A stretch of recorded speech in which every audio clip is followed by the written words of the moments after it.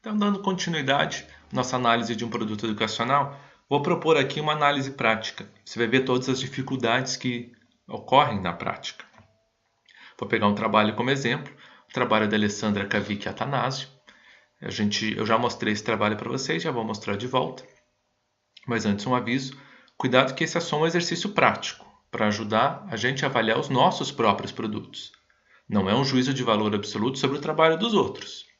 Principalmente porque o trabalho dos outros, no caso da Alessandra, não foi feito na perspectiva da educação profissional e tecnológica, e nem precisava ser feito. O mestrado dela era de outra área, ainda que na área de ensino, né? E um mestrado profissional também. Mas eu vou analisar com base nos nossos princípios e expectativas da EPT. Mas claro que cada programa tem os seus próprios parâmetros, e mesmo se fosse um programa que tratasse de educação profissional e tecnológica, é um programa com as suas regras, as suas ideias, as suas bases e as suas expectativas.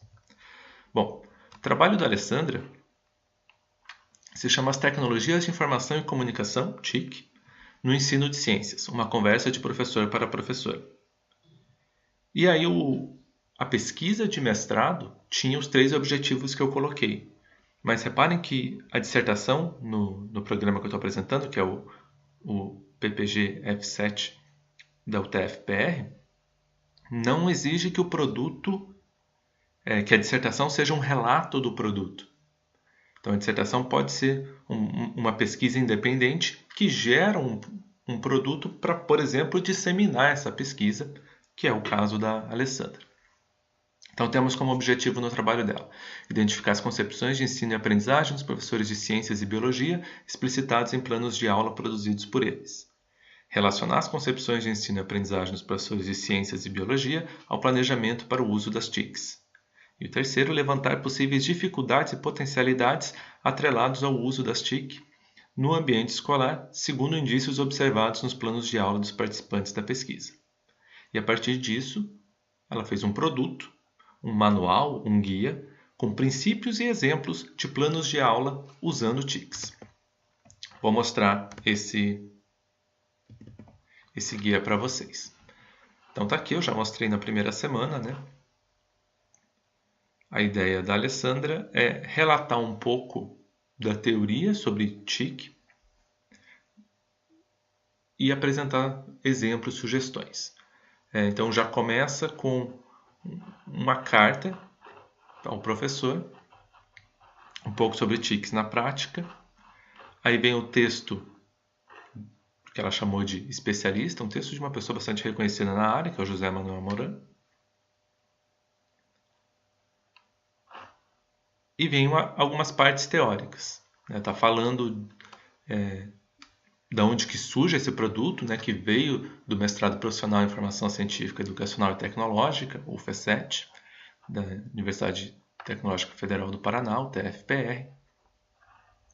Repara que aproveita um pouco do texto acadêmico com suas citações, mas refaz isso de uma outra forma, né, para ficar mais palatável para o leitor. Vai falar da TIC no contexto da pesquisa do mestrado, uma interação gráfica interessante, né, atrativa.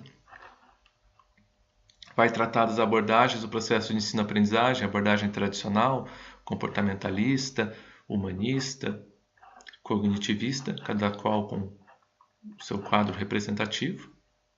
Sociocultural é a quinta. Relacionar isso com modelos epistemológicos, que ela também está explicando no texto, com apoio de alguns elementos gráficos simples, que estão aqui. Alguns boxes com informações acessórias, mas relacionadas e relevantes. Um outro tópico, algumas possibilidades para o desenvolvimento da pesquisa, para a comunicação e publicação, como recursos audiovisuais, e aí alguns planos de aula com partes destacadas, planos de aula reais, planos de aula de professores que mandaram para ela, que ela analisou e que ela destacou com pontos que ela julga interessantes para o trabalho em sala de aula com TICs. Reparou também nos QR Codes, onde você tem possibilidade de expansão do conteúdo, né? Inúmeros aplicativos, programas e recursos que podem ser utilizados.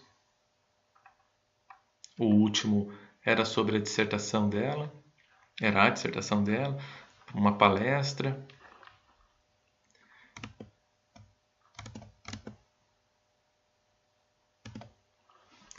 Tá. Então agora que você já relembrou um pouquinho, e pode conferir, eu vou deixar também o produto para você ler, né, com calma, se te interessar. Mas aí, com base nisso, vamos pensar naquelas 4 perspectivas de análise que eu propus no vídeo anterior. Primeira perspectiva dos objetivos.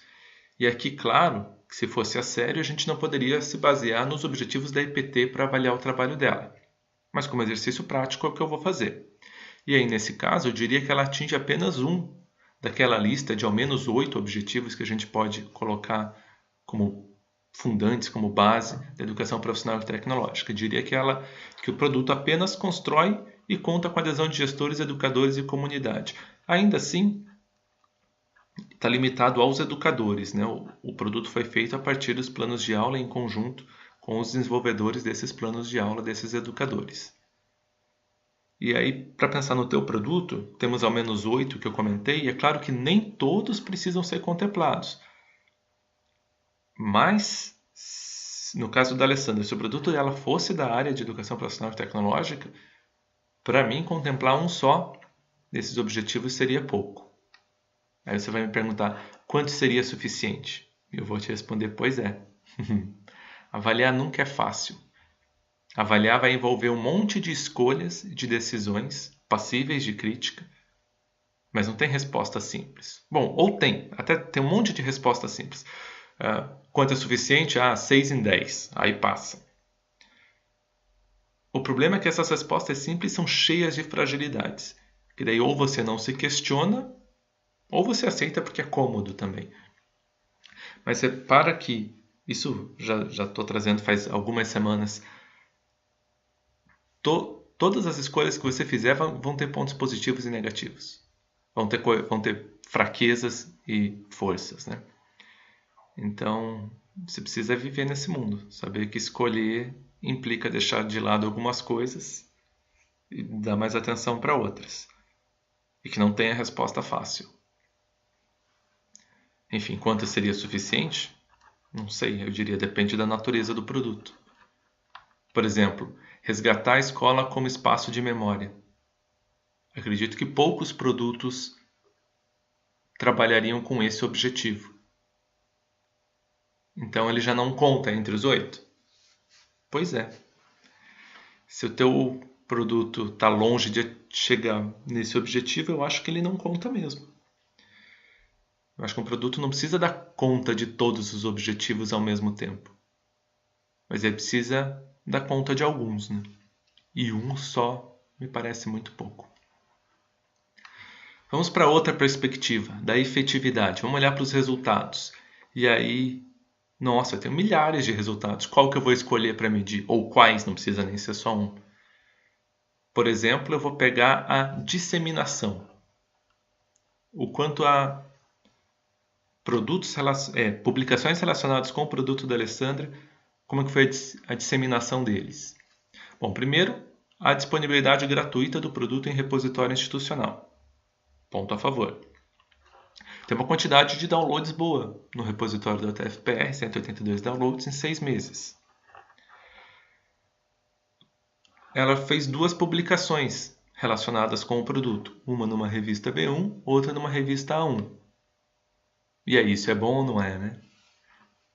A efetividade em termos de disseminação, esses valores são bons ou não são? Vou tomar como base o critério da CAPES. 2 publicações, uma B1 e uma A1, um valor alto na perspectiva de efetividade para a CAPES. Mas e aí, por que eu escolhi a disseminação do produto e não escolhi outro resultado para medir? Como, por exemplo, quantas vezes ele foi usado em sala de aula dos professores? Bom, no meu caso, escolhi do ponto de vista pragmático, prático, porque eu não tenho esses outros dados. E pois é, avaliar nunca é fácil. Quem me disse que esse que eu tenho que é o importante? Por que não é outro que eu não tenho que não é o importante? Vamos para a nossa próxima perspectiva. Você vê que nada aqui tá fácil essa aula, você vai querer esquecer essa semana, né? Mas pensar na perspectiva do usuário.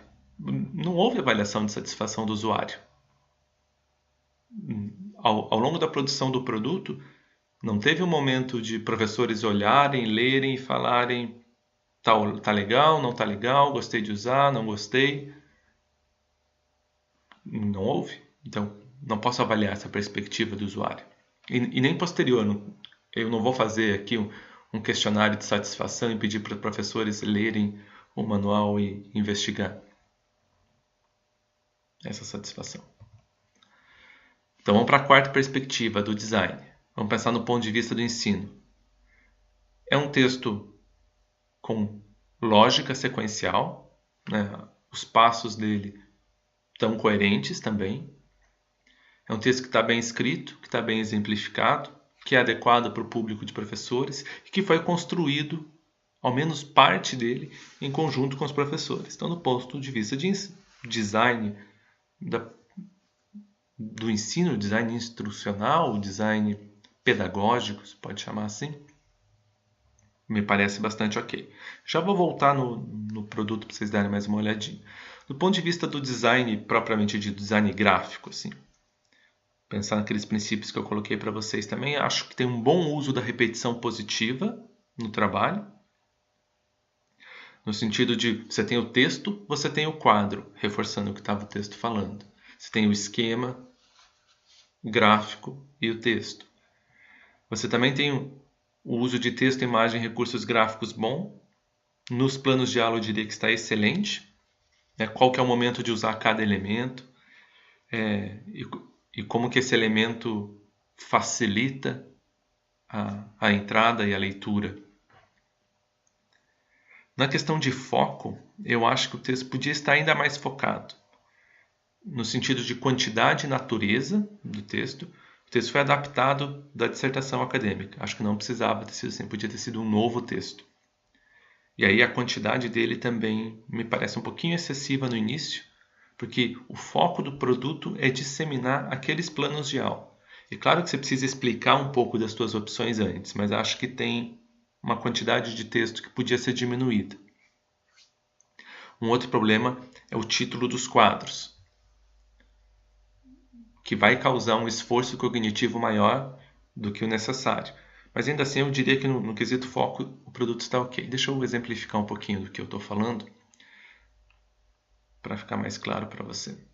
Então, por exemplo, aqui a gente tem o quadro que fala sobre a abordagem do processo de ensino-aprendizagem tradicional.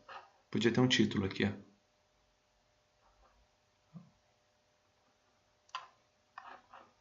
Aqui é o do humanista. Podia ter o título aqui.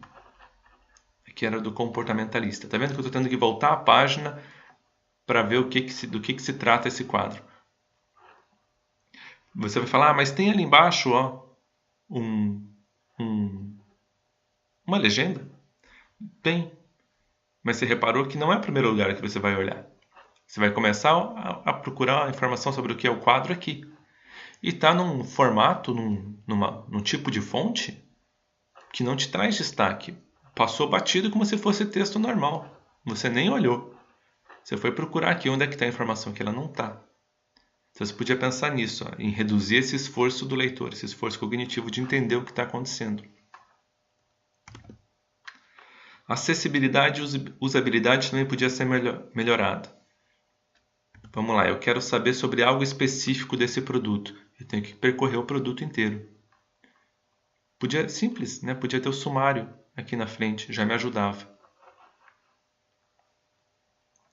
E repara também que ele tem várias partes, que nem sempre eu olho e bato de cara que terminou uma e começou outra, ou que tem uma subdivisão ali dentro. Por exemplo, vou chamar de capítulo, esse capítulo Mediação Pedagógica, uma mudança no papel do professor. Aí você tem esse, ó, tique no contexto dessa pesquisa de mestrado. Mas você reparou que esse daqui ó, é dentro daquele. Porque o outro capítulo vem aqui, as abordagens do processo de ensino-aprendizagem. Tem um destaque por causa dessa marca gráfica. Mas esses pesos podiam estar melhor dimensionados. No sentido, isso aqui poderia ser maior, por exemplo, de repente com uma cor. Bom, tudo são opções de design, né? Isso daqui, ó, podia estar com um destaque também com uma cor, mas de repente um tamanho de letra menor do que aquele. Repara aqui como isso também vai acontecer, ó, o tradicional, comportamentalista, humanista, mesma fonte do próprio texto. E aí, passo rápido, passo batido. Não sei o que é o que. Não sei porque que esse quadro é diferente desse, porque eu não reparei no humanista escrito ali em cima. E nem no título aqui, ou na legenda ali embaixo. Isso é um problema, tá? Mas é um problema de difícil solução no caso do produto da Alessandra. Porque você podia ter aproveitado melhor esses espaços, isso causa um certo estranhamento no leitor, né? Por que só tem uma parte de texto aqui e um quadro lá? Mas é que ela não quis quebrar o quadro. E também não pensou em formas de modificar o texto para que ele ocupasse ou mais ou menos espaço, né? Aqui eu já acho que esses elementos estão ganhando um destaque muito grande para o que eles são, tá? Mas, ok, essas são opções extremamente legítimas da autoria e do projeto gráfico, né? De toda forma, eu acho que ele está num formato bonito, limpo, clean, minimalista, o que também é bom. Não te perturba com coisas excessivas que não te acrescentam nada. Diferente desses ícones, ó. Esses supostamente te acrescentam, a mim acrescentam pelo menos, né? São momentos em que ela está tratando de possibilidades usando algumas citações ou algumas coisas externas, tá? Você vai ver também o uso de ícones lá aqui, né? Questão de pesquisa, título, ícones que remetem à ideia, questão de pesquisa, pergunta, objetivo, é o alvo. Isso é positivo do ponto de vista do design. Isso também é uma repetição positiva, tá? Mas ó, essas marcas gráficas, aqui vem a citação, aqui vem alguma ideia, aqui está falando especialista, o cara que pensa. Não sei se eu só gosto tanto do cara de pensas como sendo especialista, mas enfim, funciona. Do ponto de vista do design, funciona. E o último que eu queria comentar ainda é a multimodalidade e interatividade. Claro que se você propõe um produto impresso, as possibilidades de acrescentar mídias nele estão limitadas. E aí você fez isso por meio do QR Code, o que foi um uso inteligente da Alessandra, que eu acho que esse uso podia ter sido mais explorado. Você reparou que não tem muitos QR Codes. E é um para uma palestra, um para um artigo do professor Moran, um explicando o que é o QR Code,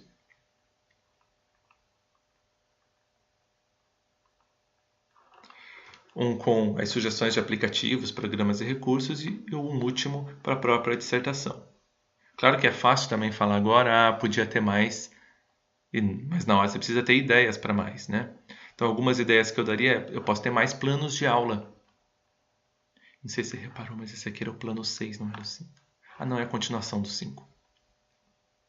Olha só como eu me enganei, tá vendo? É uma questão de padrão. Quando você bate o olho, pelo menos depois de experiências editoriais, você bate o olho e você começa a reparar que, por exemplo, aqui não está em negrito, aqui não está em negrito, plano de aula 1 e 2. Aí aqui está em negrito, aqui está 3 e 4, 5 e eu estou esperando o 6 aqui já, né? Mas não é o 6, é a continuação. Mas esse é um problema mais meu. Não quero que ela tire esse cabeçalho por isso, não. Mas a sugestão que eu ia dar de interatividade é que podia haver um QR Code aqui também para um portal onde cada professor pudesse colocar o seu plano de aula. Percebeu? E para que ele pudesse fazer pesquisas e acessar o plano de aula de outras pessoas para transformar isso em algo mais colaborativo e mais interativo. Claro que isso envolve outros esforços também e tempos. Talvez ela até tenha vontade, mas não tenha tempo de fazer isso, não tenha tido tempo de fazer isso para dissertação, né, para a banca de defesa. Mas são ideias para melhorar a multimodalidade e a interatividade.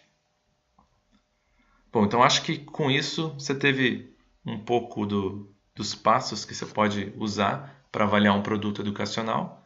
e das dificuldades que é avaliar. Sempre é difícil avaliar. Se você quer fazer isso a sério, quer fazer isso de uma maneira crítica, refletida, vai ter furo, vai ter problema. Você tem que estar só consciente disso, tá? Não acho que vai ter a solução perfeita, não. E aí agora vem a sua atividade avaliativa. Para a próxima semana, você tem que avaliar um produto educacional, aquele que você pesquisou na semana anterior, e posta essa avaliação no fórum. Talvez seja mais interessante você fazer isso, por exemplo, num arquivo de Word e colocar o arquivo no fórum, tá? Porque se você quiser usar imagens, um copia-cola de imagens, deixar textos mais longos, o fórum pode não ser uma forma boa de fazer isso. E o uso dessas 4 perspectivas que eu propus é só uma sugestão, você não precisa avaliar assim o produto que você escolheu. Mas o que eu quero que apareça de alguma maneira é algo relacionado com educação profissional e tecnológica. Mesmo que o produto não seja, como no caso da Alessandra, mas para que você treine esse olhar de pensar um produto dentro das bases da educação profissional e tecnológica. Então é isso, gente. Conversamos mais na semana 6, quando aí a gente vai falar sobre produtos em específico. Os produtos que vocês escolheram para fazer e que tiveram mais interesse. Vou comentar sobre eles nas próximas semanas. Até lá!